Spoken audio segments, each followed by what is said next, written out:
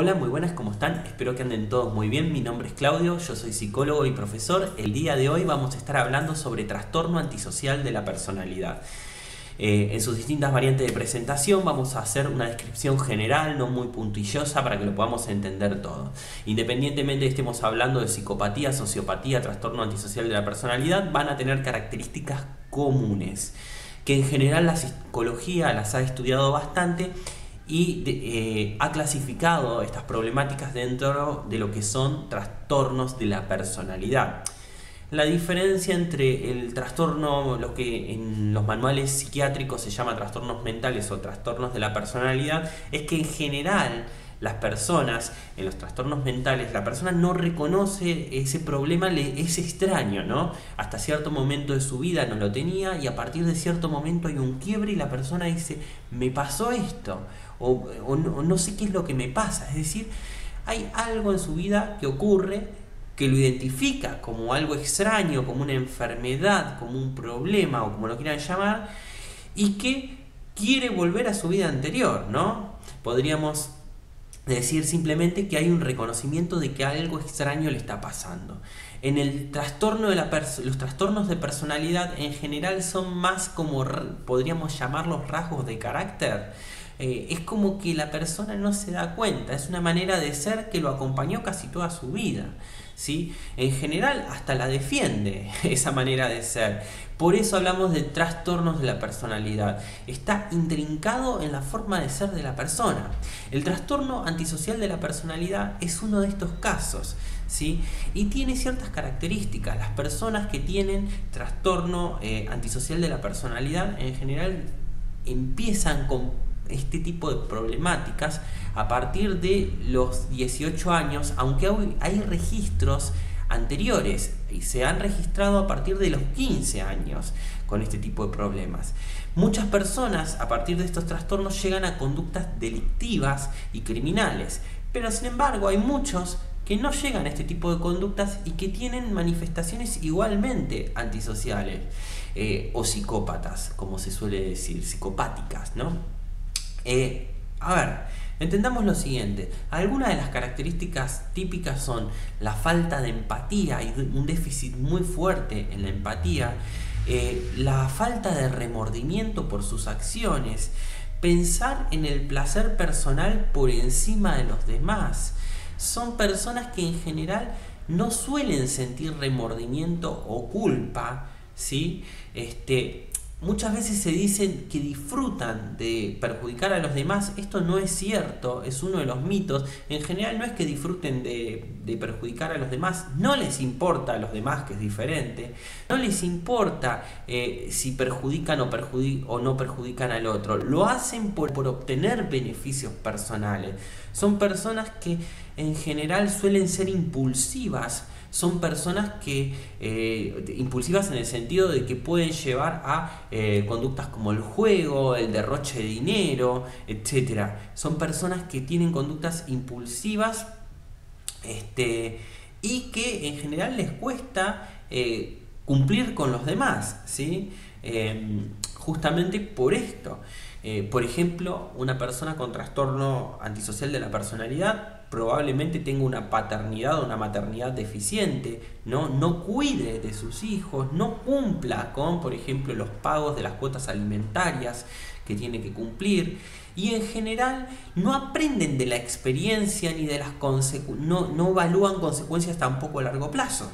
Por ejemplo, no aprenden de la experiencia, me refiero que una persona con trastorno antisocial de la personalidad, por ejemplo, quiere sacar tajada de alguna situación con otra persona y la otra persona se defiende y tiene algún tipo de consecuencia que termina autoperjudicándose y no aprende de eso, lo vuelve a hacer, por ejemplo. Y tampoco evalúan las consecuencias a largo plazo. Por ejemplo, una persona con trastorno antisocial de la personalidad puede llevar a robar dinero, por dar un ejemplo, pequeños hurtos, ¿sí?, a un familiar, y sin embargo no piensa que eso a largo plazo se puede llegar a descubrir, o con mentiras. Suelen ser mentirosos y encubren las situaciones y tienen una gran capacidad de manipulación de las situaciones. Una característica típica es, como decíamos antes, no hay presencia de remordimiento. De hecho, lo que suelen hacer es dar vuelta a las situaciones para que la otra persona piense que es la culpable, ¿sí? O por lo menos que tiene razón. Utilizan artilugios del tipo, sí, está bien, te perjudiqué, pero en el fondo lo hago para ayudarte. Esta es una típica, ¿no?, de los psicópatas y de las personas con trastorno antisocial. Otra típica es: no ayudan a los demás, quizás a los hijos propios o a su pareja, y cuando se le pregunta te dicen: y bueno, a mí la verdad es que nadie me ayudó en la vida, ¿no? Como parecen hasta como si fueran morales de alguna manera. Uno dice, hasta parece que lo estaría haciendo por algo, y sin embargo lo que está haciendo es perjudicando al otro. Entonces, este tipo de argumentos es típico. Obviamente con este argumento solo no vamos a decir que alguien tiene algún trastorno antisocial de la personalidad. En todo este conjunto que les estoy diciendo es que se determina el trastorno antisocial de la personalidad. Pero tengamos en cuenta esto, ¿no? Digo, tienen este tipo de argumentos muy centrados en explicaciones de por qué no ayudan a los demás o por qué los perjudican, y dan explicaciones, pseudo explicaciones entre comillas racionales, que no son racionales, ¿sí? Que a uno no lo hayan ayudado no implica que está mal ayudar a los demás, ¿sí? Todo lo contrario, está bien. Bueno, otra de las características típicas es que las personas que conviven suelen sentir alivio cuando esta persona se va, por ejemplo. Incluso los terapeutas sienten alivio cuando tienen un paciente con características de este estilo. Suelen sentir alivio y en general sienten alivio. Y otra característica que también va de la mano con esta es que suelen hacer sentir culpables a los otros. Ellos nunca son responsables ni culpables de nada de sus acciones. Dan vueltas hasta que siempre terminan siendo los demás los culpables. Entonces, si aquellas personas que conviven con alguna persona con trastorno antisocial de la personalidad o sospechan, si se sienten permanentemente culpables o siempre terminan siendo los culpables de la situación, no digo que solamente se sientan, sino que terminan siendo el blanco de la culpa de esa otra persona, bueno, probablemente se trate de un trastorno antisocial de la personalidad. De hecho, una de las técnicas que se utilizan dentro del ámbito clínico para apoyar a las personas que conviven con alguna persona con trastorno antisocial de la personalidad, que en general son mujeres las personas afectadas por distintas razones que tienen que ver con la alta prevalencia de este trastorno en la población masculina, aunque no exclusivamente, ¿sí?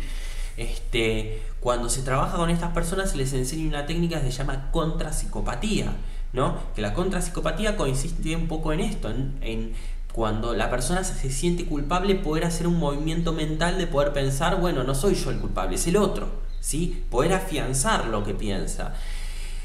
Hay muchas características propias del trastorno antisocial de la personalidad. En general son personas que tienen comportamientos, digamos, sexuales, conductas sexuales, digamos, suelen ser personas que son infieles, por ejemplo, conductas sexuales desinhibidas, no suelen ser personas, digamos, que puedan mantener una monogamia, se les es bastante dificultoso, no les importa mucho del otro en los vínculos íntimos. Digamos que en general son conductas sexuales más orientadas al placer personal y no en hacer sentir bien al otro, ni aparecen componentes demasiado relacionados con el cariño, sino más bien con la sumisión del otro para el placer personal. Como les dije antes, son buscadores de placer permanente, están fuertemente arraigados en el hedonismo, ¿no? Pueden tener conductas impulsivas con el dinero, como decíamos antes, pero también pueden ser personas que tomen, por ejemplo, un auto y usarlo como auto de carrera, ¿no? Esto está muy relacionado con dos cuestiones, ¿no?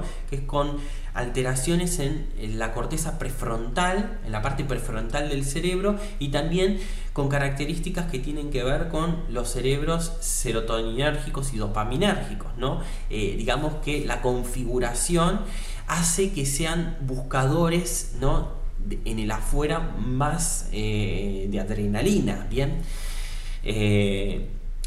Bueno, Esto desde las bases, digamos, neurobiológicas, por decirlo de alguna forma.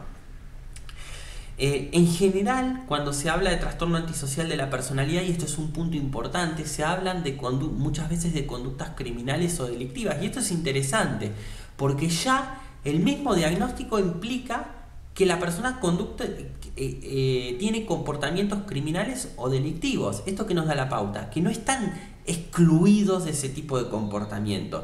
De hecho, las personas son conscientes de lo que están haciendo, ¿sí? No sienten ningún tipo de remordimiento. Y a veces, aún sabiendo las consecuencias que tienen, que pueden generar un daño, sabiendo que están violando algún tipo de ley, lo hacen bajo argumentos de beneficio propio.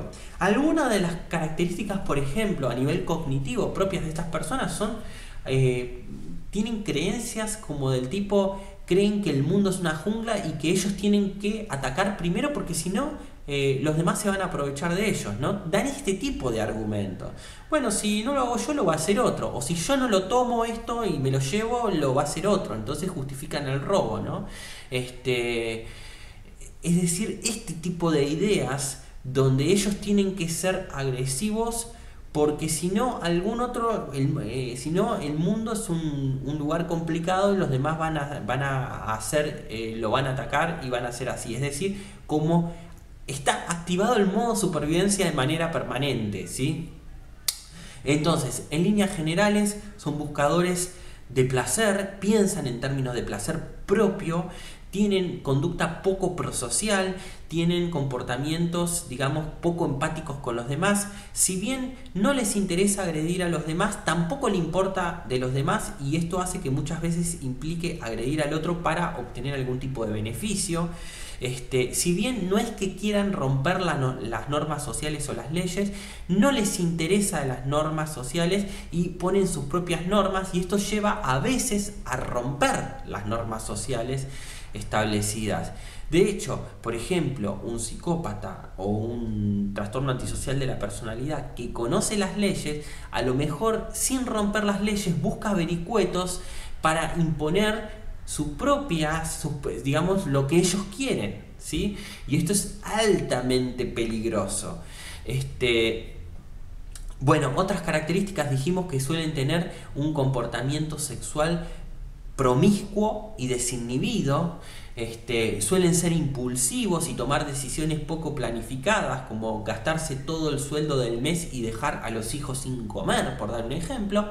Y sin embargo, no todos los trastornos antisociales de la personalidad llegan a esta magnitud. A veces son pequeñas características en el manejo diario, que pueden tener en el trabajo, esta conducta predadora, ¿no? de voraz, y que en algunos ámbitos a veces lo llevan a progresar mucho, ¿no? Como poder escalar posiciones dentro de las empresas y poder ganar y llegar a puestos incluso gerenciales. Estos puestos altos en general, están fuertemente asociados a características antisociales de la personalidad, ¿no? Hablamos de puestos gerenciales, de puestos directivos, puestos políticos, ¿no? Digamos que tienen muchas veces cierta predilección. No pensemos solamente en el delincuente que sale a punta de pistola o en el golpeador. Muchas veces también se ven características de este estilo en estos puestos porque justamente no necesariamente las personas con trastorno antisocial de la personalidad tienen problemas de inteligencia. De hecho, son bastante brillantes a veces en su inteligencia. Así como también son bastante mentirosos y muchas veces son seductores natos, caen bien al principio, ¿no? Pueden caer muy bien, ser muy complacientes porque son altamente manipuladores. Caen bien, son complacientes hasta que en algún momento se da vuelta y aparece la psicopatía real, ¿no? De repente se muestran tal cual son, a veces de golpe. En general, vamos a terminar diciendo esto: en el ámbito de la psicoterapia no hay una super proliferación de tratamientos para este tipo de personalidad. Como ocurre en los trastornos de personalidad en general, es difícil de trabajar. En general suele ocurrir que después de los 30 años, por lo menos lo que es la conducta delictiva suele mejorar bastante, aunque no siempre. Y son personas que no van a aprender por que les den más cariño o enseñándoles a querer a los otros o fomentando las conductas de empatía. Es muy difícil que aprendan de esta manera. Suelen aprender un poco por castigo. La realidad es que como lo único que les interesa es el placer personal, lo que les preocupa es perder beneficios personales. De hecho, cuando llegan al ámbito de la psicoterapia, en general no llegan por motus propios, o bien llegan por algún otro problema, como puede ser algún problema de depresión, ansiedad, o algo por el estilo, o bien llegan por algún familiar, porque le puso un ultimátum, ¿no? Por ejemplo, si no van a terapia, no sé, los rajan de la casa, entonces perder el beneficio de estar en la casa, eso sí le importa, y ahí accede a ir a terapia. Es decir, esto nos da la pauta de que no van a aprender la conducta correcta por los medios usuales que lo aprenden el resto de las personas, sino que lo van a hacer por miedo a perder beneficios, ¿sí? Por el castigo en sí mismo, en cierta forma, y no por, digamos, por fomentar competencias que no van a desarrollar, justamente porque se trata de un trastorno de personalidad. Así que bueno, es sumamente importante conocer estas características porque realmente las personas que están alrededor la pasan mal. Las personas del entorno, familiares, parejas, hijos, amigos, entre comillas, hasta cierto punto, porque los amigos tienen cierto margen de libertad para irse, empleados de personas con estas características la suelen pasar muy, muy mal. Como les decía recién, es importante entender este tipo de problemáticas, es importante tener bajas expectativas respecto a este tipo de problemáticas. También es importante entender que no todas las personas con trastorno antisocial de la personalidad llegan a ser necesariamente criminales o tener actos ilegales o cosas por el estilo. Hay trastornos antisociales de la personalidad que en la vida cotidiana se va viendo en su modo de manejarse, aunque no lleguen a estos puntos. El trastorno antisocial de la personalidad a lo mejor es en el trabajo solamente, pero tienen estas características. Y como estos trastornos tienen un alto índice de prevalencia en hombres, ¿sí? Principalmente, así como de repente otros trastornos de la personalidad, como pueden ser el trastorno límite de la personalidad, tiene una alta prevalencia en mujeres. Cuando hablo de prevalencia no hablo de exclusividad, quiero decir que en términos de porcentaje son mayores los hombres para un caso y mujeres para el otro. Es curioso porque justamente una de las características en los trastornos antisociales de la personalidad es más bien el déficit a nivel emocional, y en el trastorno límite de la personalidad, que tiene alta prevalencia en mujeres, es la intensidad, es decir, el exceso en lo que es cuestiones emocionales, ¿no? Y esto, bueno, esto se debe a dos razones, a razones ya más evolutivas y biológicas, pero también a razones que tienen que ver con el ambiente y la educación. Por supuesto, no estoy diciendo que la educación sea un factor que vaya a hacer que las personas no se vuelvan psicópatas. No quiero decir eso, estoy diciendo que es multicausal, ¿sí? Así que bueno, llegado a este punto, espero que hayamos aprendido algo nuevo, espero que hayan conocido un poquito más sobre de qué va este tipo de problemas. Y si les gustó, me dejan un buen like, háganme saber en el buzón de comentarios si les gustaría que sigamos hablando sobre este tipo de contenidos, y nos vemos en un próximo video.